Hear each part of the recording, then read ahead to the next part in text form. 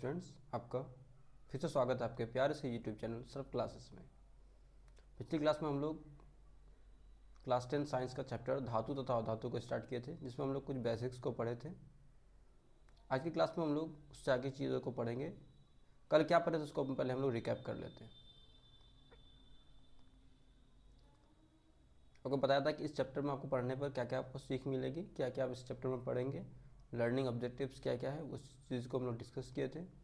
फिर मैं आपको एक रोड मैप बताया था कि आपको क्या क्या पढ़ना है, क्या क्या नहीं पढ़ना है, ठीक है। फिर हम अपने चारों ओर के धातु अधातु को देखे थे कि हमारे चारों ओर क्या क्या धातु क्या क्या अधातु पाया जाता है। फिर मैंने आपको बताया कि धातु आखिर होता क्या है, धातु के क्या क्या प्रॉपर्टीज़ होते हैं, अधातु क्या होता है, अधातु क्या क्या गुण होते हैं। और फिर हम लोग कंपेयर किए थे किसको, धातु बनाम अधातु को हम लोग कंपेयर किए थे। क्या क्या इसके गुण होती है, किसमें चमक होती है, किसमें चमक नहीं होती है, किसकी तन्यता होती है, किसकी तन्यता नहीं होती है, किसमें चालकता गुण पाए जाते हैं। फिर हम लोग धातुओं के भौतिक गुण को हम लोग डिस्कस किए थे कि धातुओं की कौन कौन सी भौतिक गुण होती है। फिर हम लोग अधातुओं के भौतिक गुण को हम लोग देखे थे। फिर इसके साथ साथ उसमें क्या अपवाद है उसको भी हम लोग देखे थे। आज हम लोग स्टार्ट करेंगे धातुओं की ऑक्सीजन से अभिक्रिया। आज की क्लास में हम लोग यहीं से पढ़ेंगे धातुओं की किसके साथ अभिक्रिया, इस ऑक्सीजन के साथ अभिक्रिया।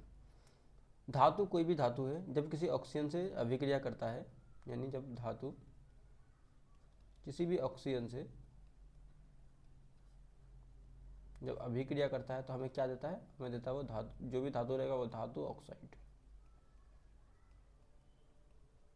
यानी कोई भी धातु जब भी ऑक्सीजन से कोई भी धातु जब भी ऑक्सीजन से अभिक्रिया करेगा तो वो हमें क्या देगा, वो हमें देगा धातु ऑक्साइड। कोई भी धातु जैसे हम मान लेते हैं मैग्नीशियम, मैग्नीशियम जब भी ऑक्सीजन से रिएक्ट करेगा तो हमें क्या देगा, मैग्नीशियम ऑक्साइड।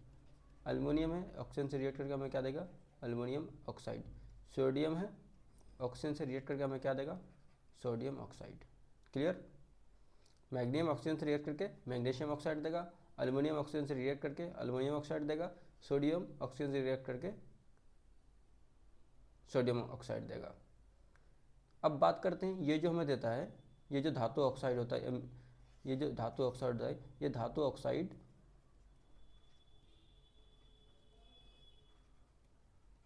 ये धातु तो किस नेचर का होता है, किस नेचर का होता है, तो ये हमेशा आपका क्षारीय नेचर का होता है, यानी ये बेसिक नेचर का होता है, ठीक है। तो कोई भी जो धातु है, ये धातु ऑक्सीजन से अभिक्रिया करके हमें क्या देगा, हमें धातु ऑक्साइड देगा। धातु ऑक्सीजन के साथ अभिक्रिया क्या देता है बच्चों, धातु ऑक्सीजन के साथ अभिक्रिया करके धातु ऑक्साइड देता है। और ये जो धातु ऑक्साइड होता है ये किस प्रकृति का होता है, ये किस नेचर का होता है, तो ये क्षारीय प्रकृति का होता है, ये क्षारीय नेचर का होता है।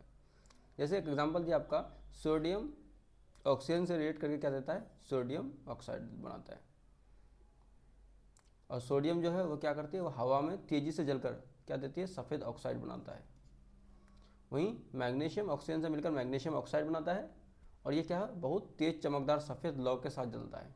जो मैग्नीशियम ऑक्साइड है, ये मैग्नीशियम ऑक्साइड बहुत तेज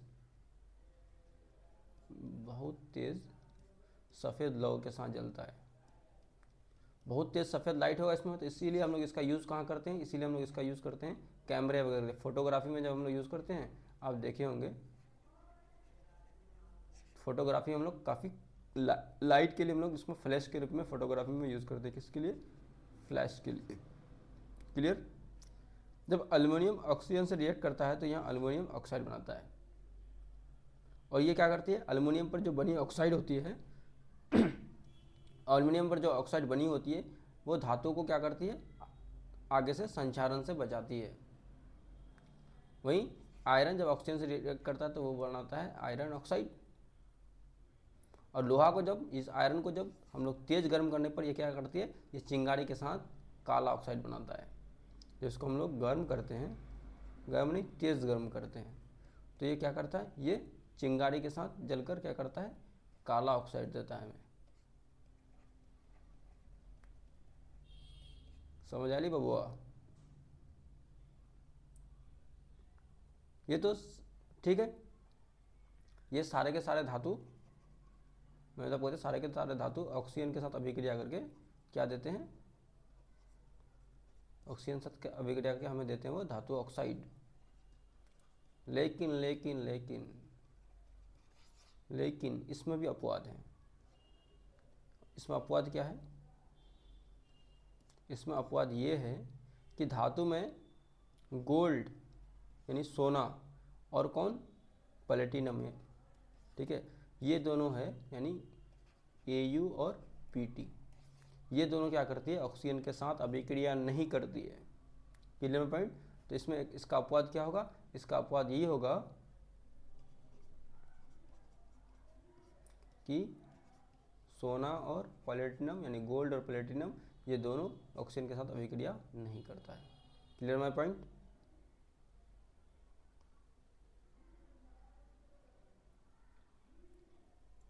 अब बात करते हैं हम लोग धातुओं की जल व भाप से अभिक्रिया। पहले हम लोग जल पढ़ लेते हैं। कभी भी हम लोग धातु को जब जल के साथ अभिक्रिया बनाते हैं, अभिक्रिया कराते हैं, तो वो हमें चाहे तो धातु ऑक्साइड मिलेगा या फिर वो हाइड्रोक्साइड मिलेगा। ये तो मिलेगा ही, और साथ साथ इसमें आपका क्या, हाइड्रोजन गैस ये रिलीज होता है, हाइड्रोजन गैस निकलता है। क्लियर। धातु कभी भी जब हम लोग इसको जल के साथ रिएक्ट कराते हैं तो धातु ऑक्साइड बनाता है, ठीक है, या हाइड्रोक्साइड बनाता है, और इसके साथ साथ हाइड्रोजन गैस बाहर निकलती है। अब धातु में कौन सा, सोडियम और पोटेशियम की बात करें हम, धातु में कौन सी, सोडियम और पोटेशियम, कौन सी, सोडियम और पोटेशियम, सोडियम और पोटेशियम, ये तेजी से क्या करती है, उष्मा व आग के साथ अभिक्रिया करती है।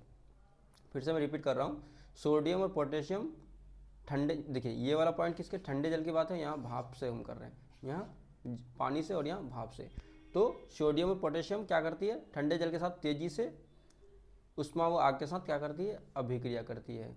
वहीं अगर हम भाप की बात करें, स्टीम की बात करें, तो ये क्या होती है, काफ़ी मतलब काफ़ी तीव्र अभिक्रिया होती है। इसलिए इसमें हमको सावधानी बहुत आवश्यक है, नहीं तो पता चले लेने के देनी पड़ जाए। अब बात करते हैं हम लोग कैल्शियम।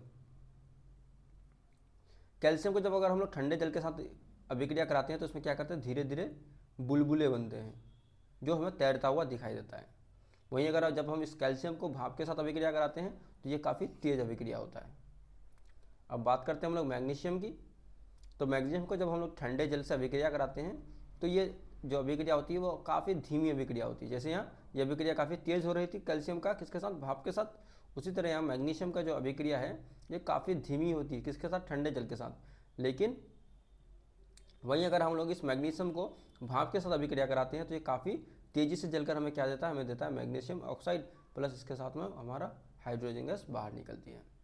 यानी मैग्नीशियम को जब भी हम भाप के साथ अभिक्रिया कराते हैं तो ये हमें क्या देता है, ये हमें देता है मैग्नीशियम ऑक्साइड, और इसके साथ साथ में हमारा हाइड्रोजन गैस बाहर निकलता है। क्लियर माय पॉइंट और नॉट। ये हो गया सोडियम पोटेशियम हो गया, कैल्शियम हो गया, मैग्नीशियम हो गया। अब अल्युमिनियम, जिंक और आयरन, अल्युमिनियम, जिंक और आयरन ये जल से अभिक्रिया नहीं करता है, ठीक है। और जब ये भाप से अभिक्रिया करता है, कौन, अल्युमिनियम, जिंक और आयरन, अल्युमिनियम, जिंक और आयरन जब भाप से अभिक्रिया करता है तो ये भाप से अभिक्रिया करके क्या करता है, ये ऑक्साइड बनाता है। यानी अल्युमिनियम को जब हम लोग भाप से अभिक्रिया कराएंगे तो ये अल्युमिनियम ऑक्साइड बन जाएगा, जिंक ऑक्साइड बन जाएगा और आयरन ऑक्साइड बन जाएगा। क्लियर।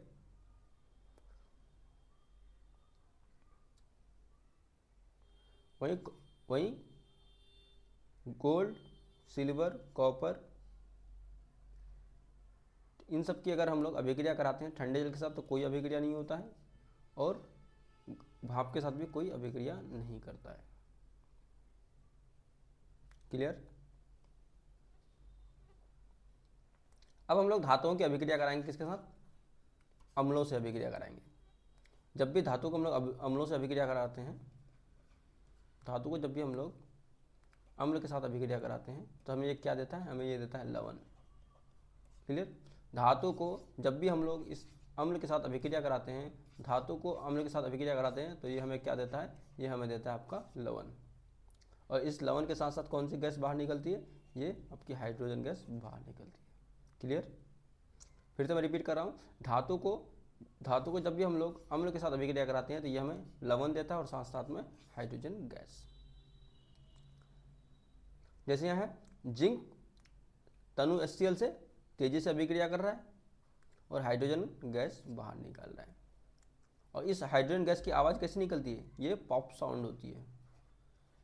ये जो गैस निकलती है तो किस तरह की आवाज़ निकलती है? ये पॉप साउंड निकलती है। वहीं यहाँ मैग्नीशियम, जब मैग्नीशियम को हम लोग सल्फ्यूरिक अम्ल से तेजी से अभिक्रिया कराते हैं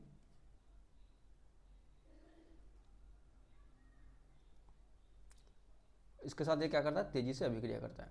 वहीं कॉपर क्या है? हाइड्रोजन से कम क्रियाशील है। कॉपर जो है हाइड्रोजन से कम क्रियाशील है, इसलिए अभिक्रिया नहीं करता है यहाँ। अब देखिए, कोई भी धातु है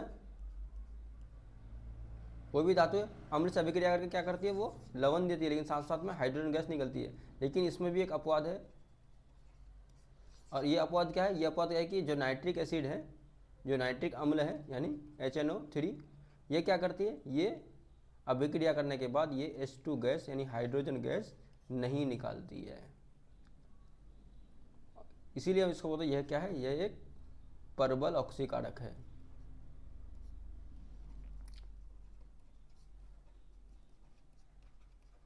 क्लियर?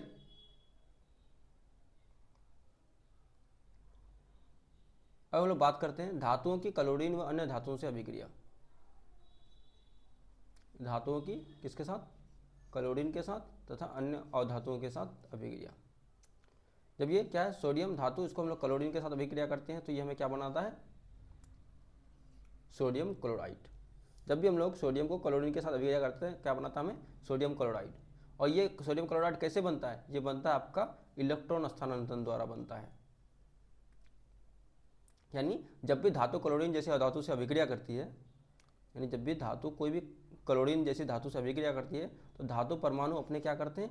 बाह्यतम इलेक्ट्रॉन अधातु को दे देता है। बाह्यतम इलेक्ट्रॉन जैसे मान लेते हैं सोडियम की क्या होती है? 11 होती है परमाणु संख्या। 11 को हम लोग क्या लिख सकते हैं? 2, 8, 1। ठीक है, इसकी बाह्यतम कक्षा में कितने इलेक्ट्रॉन है? 1 इलेक्ट्रॉन है। तो ये क्या करेगा? इस इलेक्ट्रॉन को क्लोरीन को दे देगा। तो ये एक सोडियम एक इलेक्ट्रॉन को दे देगा, तो सोडियम पे आ जाएगा एक पॉजिटिव चार्ज, और Cl क्या करेगा? क्लोरीन एक इसका इलेक्ट्रॉन ले लेगा तो उस पर आ गया नेगेटिव चार्ज। यानी ये धनात्मक धनायन और ये ऋणायन। अब ये प्लस ये माइनस दोनों के बीच कौन सा? दोनों के बीच एक बल लगेगा जिसको हम लोग कहते हैं स्थिर वैद्युत आकर्षण बल। इन दोनों के बीच जो बल लगेगा तो ये दोनों मिलकर बनाएगा सोडियम क्लोराइड। क्लियर? उसी तरह एल्युमिनियम जब क्लोरीन से मिलता है तो क्या बनाता है? ये बनाता है एल्युमिनियम क्लोराइड बनाता है। आयरन सल्फर से मिलकर आयरन सल्फाइड बनाता है। वही मैग्नीशियम क्लोरीन के साथ मिलकर मैग्नीशियम क्लोराइड बनाता है। Clear my point? अब आती है बात किसकी? क्रियाशील श्रेणी की, यानी इसको हम लोग कहते हैं reactivity series. Clear? Reactivity series potassium, sodium, calcium, magnesium, aluminium, zinc, iron, Pb, hydrogen, copper, silver and gold. इसको एक याद रखने का आसान तरीका मैं आपको बता देता हूँ। आप इसको ऐसे याद रख सकते हैं, जैसे यहाँ याद रखने की ट्रिक ये दिया है, ये थोड़ा टफ पड़ेगा आपको, ऐसे नहीं रखना है। जैसे है ना,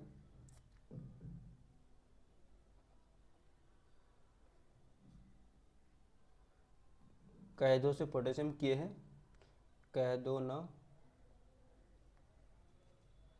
कार मिलेगी, कह दो ना कार मिलेगी। अल्टो, जो एक गाड़ी आता कार, अल्टो, अल्टो, जेन, फरारी कार, फिर भी हाई, क्यों?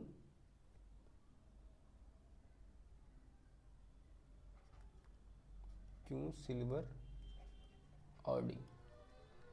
कह दो ना कार मिलेगी अल्टो जेन फरारी, फिर भी हाई क्यों सिल्वर ऑडी। ये आपकी हो क्या होगी, ये आपकी ट्रिक हो गई।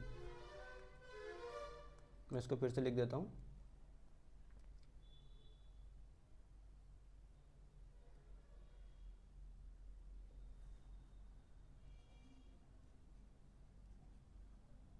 कह दो ना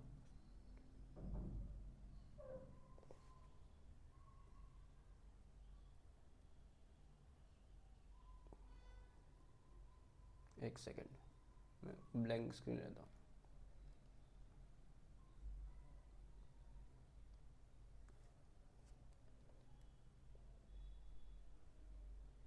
चलिए यही लिख देता हूँ, ब्लैक स्क्रीन थोड़ा प्रॉब्लम कर रहा है। तो कह दो ना कार मिलेगी, जैसे कह दो ना कार मिलेगी अल्टो जैन फरारी, फिर भी हाई क्यों सिल्वर ऑडी। कैसे कह दो ना, कैसे कह दो, एन से ना, सी ए से कार्ड, एम जी से मिलेगी, ए एल से अल्टो, जेड एन से जैन, एफ ई से फरारी, पी बी से फिर भी, एच से हाई, सी यू कॉपर का क्यों, ए जी सिल्वर का सिल्वर, और ए यू यानी गोल्ड का ऑडी। क्लियर। ट्रिक कैसा लगा आप लोग कमेंट में जरूर बताएंगे। अब इस रिएक्टिविटी सीरीज यानी क्रियाशील श्रेणी का हम लोग इस्तेमाल कहाँ करते हैं, इसको जो हम लोग पढ़ते हैं इसका इस्तेमाल कहाँ करते हैं। इसका इस्तेमाल करते हैं हम लोग प्रतिस्थापन अभिक्रिया में, यानी जिसको हम लोग डिस्प्लेसमेंट रिएक्शन कहते हैं। धातु निष्कर्षण की सही विधि को चुनने के लिए इसका हम लोग यूज़ करते हैं। धातु की जल तथा अम्ल के साथ अभिक्रिया के लिए हम इसको समझते हैं। मिश्र धातु व संचारण रोधक में ये सहायक करता है। तो ये इस सब चीज़ की वजह से इसको हम लोग इसका यूज़ करते हैं, किसका, रिएक्टिविटी सीरीज यानी क्रियाशीलता श्रेणी का। अब हम लोग बात करते हैं विस्थापन अभिक्रिया, जो मैंने आपको बताया पीछे कि विस्थापन अभिक्रिया में उसका यूज़ करेंगे, तो अभी आएगा उसका यूज़ क्रियाशीलता श्रेणी का, जिसको हम लोग कहते हैं डिस्प्लेसमेंट रिएक्शन। डिस्प्लेसमेंट रिएक्शन में क्या होता है कि जो अधिक क्रियाशील होता है, मैंने आपको बता दिया सबसे ऊपर वाला का कम क्रियाशील होता है, नीचे आते जाएंगे क्रियाशील बढ़ते जाएगा। सबसे बाएं वाला का क्रियाशील कम था, दाहिना सबसे ज़्यादा क्रियाशील था, यानी जो कह दो ना पढ़ रहे थे तो के से कम था, नीचे बढ़ते रहेगा। तो जो सबसे ज़्यादा अधिक क्रियाशीलता होता है उसकी वो कम क्रियाशील वाले को क्या कर देता है, विस्थापित कर देता है। यानी अगर मैं बात करूं,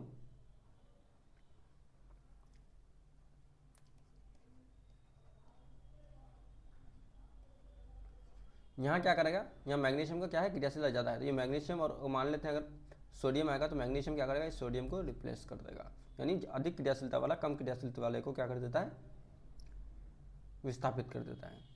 अब हम पहला अगर हम बात करें, जब इस आयरन को कॉपर सल्फेट के साथ, आयरन को कॉपर सल्फेट क्या करता है, विलयन में डालने के पहले क्या करना है हमको, आयरन को कॉपर सल्फेट के विलयन में हमको डालना है। अब देखिए, अब बात करते हैं आयरन और कॉपर की।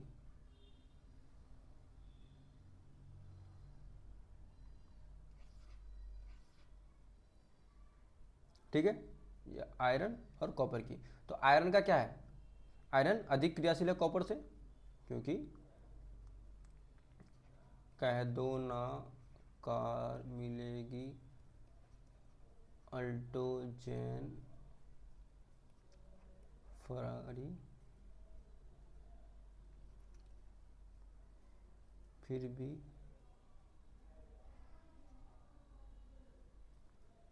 हाई क्यों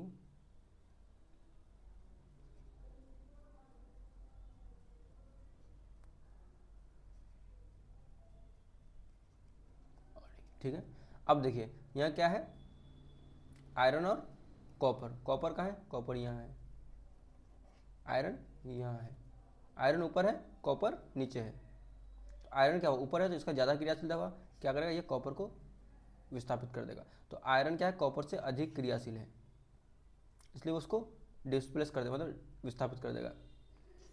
इसी वजह से क्या होता है, कॉपर सल्फेट का जो होता है वो नीला रंग हल्का होने लगता है। जब उसको वो ज़्यादा है तो क्या रिएक्टिविटी यानी क्रियाशीलता जो श्रेणी है वो ज़्यादा किसका, आयरन का है, इसलिए वो कॉपर सल्फेट का नीला रंग जो हल्का होने लगता है। और इसी वजह से आयरन की सतह पर लाल भूरे कॉपर की परत जमने लगती है। Clear point.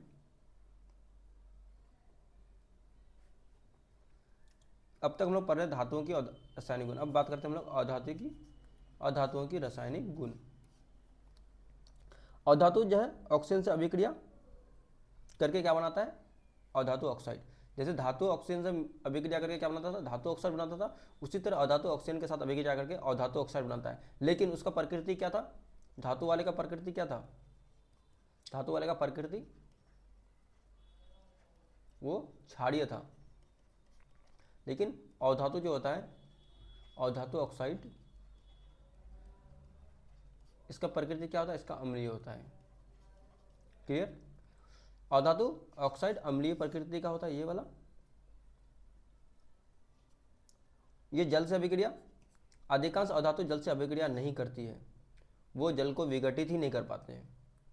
अम्ल के साथ बात करें, अम्ल से अभिक्रिया की बात करें तो अधातु तनु अम्ल से हाइड्रोजन गैस मुक्त नहीं करती है, क्योंकि वो इलेक्ट्रॉनों का त्याग नहीं करता है। इलेक्ट्रॉन का जो त्याग करेगा वही हाइड्रोजन गैस को रिलीज करेगा, और अधातु तो इलेक्ट्रॉन को तो त्याग करता है नहीं, इसलिए क्या करेगा, ये हाइड्रोजन गैस नहीं निकालेगा।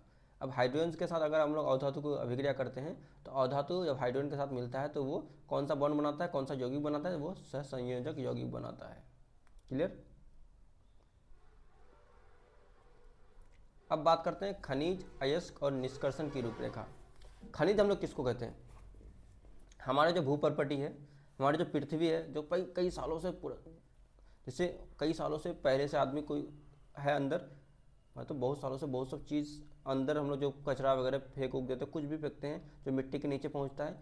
ठीक है, यानी भूपर्पटी से जो प्राकृतिक रूप से, जो नेचुरल रूप से जो पाया जाने वाला होता है, जो धातु का यौगिक होता है, जिससे हम लोग क्या करते हैं, धातु निकालते हैं। यानी हमारे जो भूपर्पटी में जितने भी चीज़ पाए जाते हैं, उससे अगर हम लोग धातु निकाल सकते हैं तो वो खनिज कहलाता है। जिससे धातु निकल सकता है भूपर्पटी के अंदर, वो सारी चीज़ जिससे हम लोग धातु को निकाल सकते हैं, वो खनिज कहलाता है। क्लियर।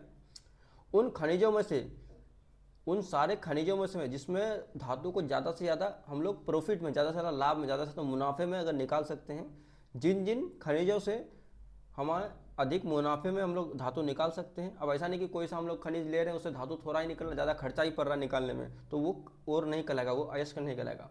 अयस्क वही कहलाएगा जिसमें क्या हो, हम लोग उसमें से धातु निकाल रहे हैं तो जो हमारा उसमें खर्च बैठ रहा है उससे ज़्यादा हमारा उसमें लाभ हो, और सही मतलब लाभप्रद ढंग से उसका निकाला जा सके, उसे हम लोग अयस्क कहते हैं।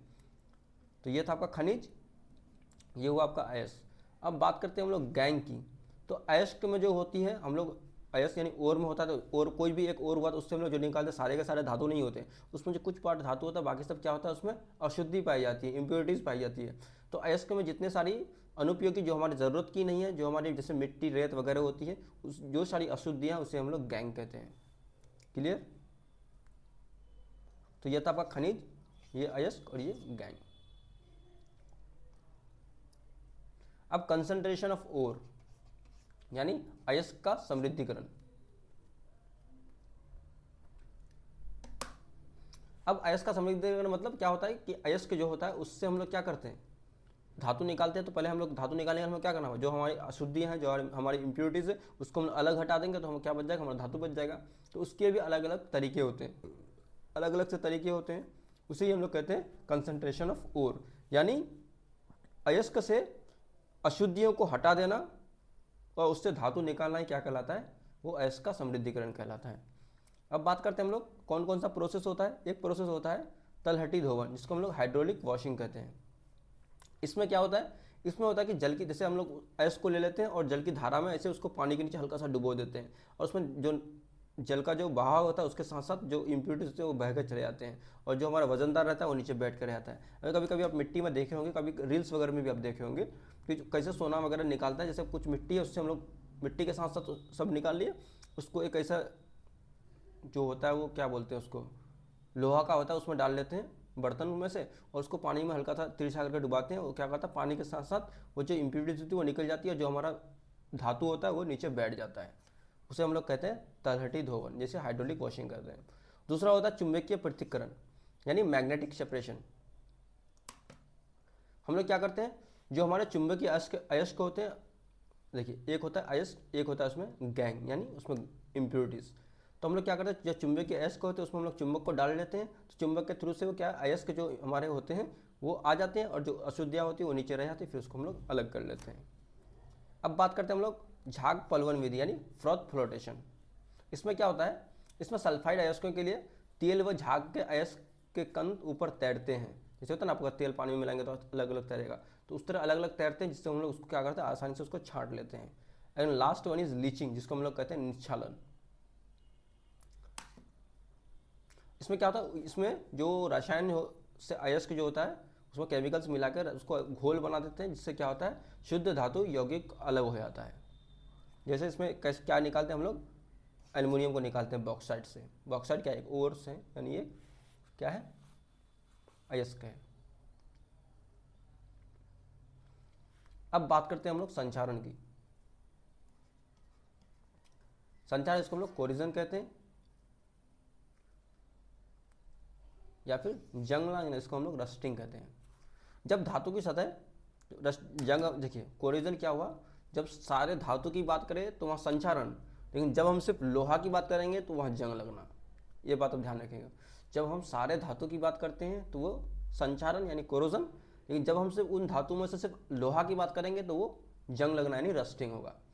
यानी जब धातु की जो लेयर होती है, धातु की जो सतह होती है, उसमें चाहे ऑक्सीजन हो या कोई अन्य पदार्थ हो, उसके जो कांटेक्ट में आती है, उसके जो संपर्क में आती है, तो आकर क्या करती है, धीरे धीरे उस धातु को क्या करती है, नष्ट करती है, उसको बर्बाद करती है, उसको तबाह कर देती है।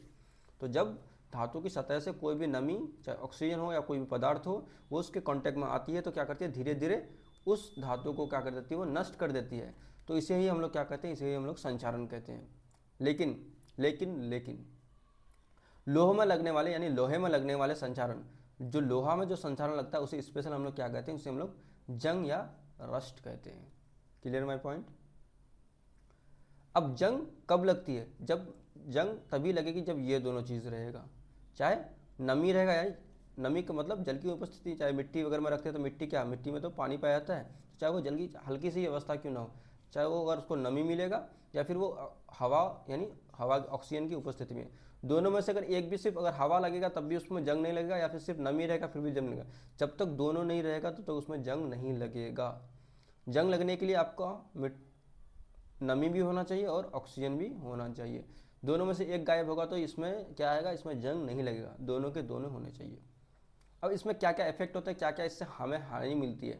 जैसे आप पुल देख रहे होंगे कि पुल, रेल, जहाज, ये सब में क्या होते हैं, इन सब के जो मशीन होते हैं वो लोहे के बने होते हैं, और इसमें जंग लगने से क्या होता है, मशीन जो कमज़ोर हो जाता है। कोई भी आप देख रहे होंगे बड़े बड़े फैक्ट्रियों में, पुल में, चाहे रेलवे लाइन में जो इतने सारे पटरी वगैरह बिछाए रहते हैं, जहाज, मशीन, हर चीज़ में क्या है, मशीनों की बनी हुई होती है। मशीन मतलब किसका था, लोहा का रहता है। अगर उसमें जंग लग जाता है तो क्या होता है, हमें काफ़ी नुकसान होता है, प्रतिवर्ष हमें अरबों खरबों रुपये की आर्थिक हानि होती है। Clear my point. अब बात करते हैं संचारण रोकने के उपाय। संचारण रोकने का कौन कौन सा उपाय है। तो आप चाहे तो अगर मान लें लोहा ही है या कोई भी धातु, उसमें अगर आप सोच रहे हैं कि उसमें संचारण ना लगे, उसको बर्बाद ना करें, उसको तबाह ना करें, उसको संचारण न लगे, उसको बर्बाद ना करें, उसको तबाह ना करें, तो आप बेसिक है कि उस पर पेंटिंग कर दें। अगर आप उस पर पेंट कर देते हैं तो वह हवा और नमी के संपर्क से क्या होता है, बच जाता है। अब बात आती है एक होता है गैल्वेनीकरण। गैल्वेनीकरण क्या होता है, गैल्वेनाइजेशन इसको हम इंग्लिश में बोलते हैं। इसमें क्या होता है कि हम लोग लोहे पर जिंक की परत चढ़ा देते हैं, एक लेयर चढ़ा देते हैं जिंक का। या आप देखेंगे पुल, पाइप या छत वगैरह की जो होता है चादरों में, इसमें उपयोग किया जाता है। आप देखे होंगे ये चीज़ कि लोहे में जिंक की परत डाल देते हैं। एक होता है इलेक्ट्रोप्लेटिंग, जिसको हम लोग बोलते हैं विद्युत लेपन। इसमें क्या होता है कि विद्युत धारा द्वारा क्या करता है, एक धातु पर दूसरी धातु की पतली सी परत चढ़ा दिया जाता है। इससे क्या होता है, हमारा संचारण रुक जाता है। या फिर आप उसमें तेल या ग्रीस लगा सकते हैं। मशीनों के पुर्जों पर आप देखते होंगे कि तेल की परत रहती है, जिससे नमी को सतह तक पहुंचने ही नहीं देती। नमी पहुंचेगा तब ना, जंग लगेगा तब ना उसको तबाह बर्बाद करेगा। जब नमी पहुंचेगा ही नहीं तो कैसे उसको बर्बाद करेगा। अब एक होता है मिश्र धातु बनाना, जैसे एलॉइंग। स्टेनलेस स्टील आप देखे होंगे, जो अभी अब स्टील मिलता है दुकानों वगैरह में, वो कौन सा स्टील होता है, स्टेनलेस स्टील होता है, जिसमें क्या क्या मिला हुआ रहता है, जिसमें आयरन, क्रोमियम और निकल मिला हुआ रहता है। जो आप स्टेनलेस स्टील अभी देख रहे होंगे, स्टील का जो सामान वगैरह बनता है वो होता है स्टेनलेस स्टील। ये स्टेनलेस स्टील किस किस से बना होता है, ये iron plus chromium plus nickel, ये तीन चीज़ों को जब हम लोग मिलाते हैं तो एक मिश्र धातु बनता है। उस मिश्र धातु को हम लोग क्या कहते हैं, उस मिश्र धातु को हम लोग कहते हैं स्टेनलेस स्टील। अब एक आता लास्ट में टीन लेपन। आप कुछ खाद्य डिब्बों पर देखे होंगे टीन की परतें चढ़ाई हुई रहती है, जो भोजन को क्या करती है, सुरक्षित रखने हेतु मदद करती है। तो चलिए आज के लिए इस क्लास को हम लोग यहीं तक रखते हैं, फिर नेक्स्ट क्लास हम लोग इससे आगे नेक्स्ट क्लास में हम लोग डिस्कस करेंगे। जी हाँ, अभी तक आपने अगर हमारे चैनल सर्फ क्लासेस को सब्सक्राइब नहीं किया है तो आप हमारे चैनल सर्फ क्लासेस को सब्सक्राइब करेंगे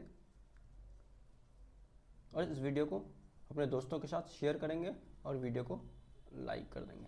बस आपसे यही रिक्वेस्ट है कि चैनल को आप सब्सक्राइब करें, क्योंकि आपके लिए हम फ्री में क्लास लेके आ रहे हैं। तो चलिए मिलते हैं हम लोग नेक्स्ट क्लास में, तब तक के लिए आप अपना ख्याल रखें।